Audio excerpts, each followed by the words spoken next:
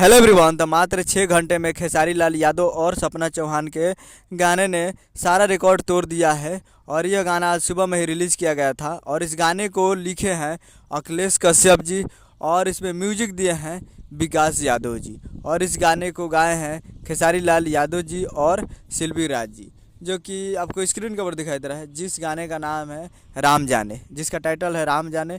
और ये आज सुबह में रिलीज़ किया गया था और करीब एक मिलियन हो चुका है ये गाना मात्र 6 घंटे में। 1 मिलियन प्लस व्यू इन 6 आवर्स में 1 मिलियन हो चुका है। तो मात्र 6 घंटे में ही 1 मिलियन के करीब ये गाना तय कर चुका है।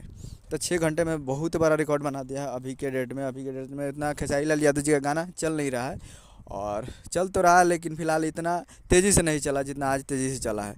तो बहुत ही बेहतरीन गाना है और बहुत ही अच्छा रिस्पांस दे रहा है। तो आप लोग इस गाने को सुनिए और प्यार दीजिए। ऐसे तो ये गाना लीक हो गया था, इसलिए थोड़ा कम व्यूज आ रहा है। अगर लीक नहीं हुआ था तो काफ़ी दमदार और काफ़ी ज़बरदस्त तरीके से ये वायरल होता।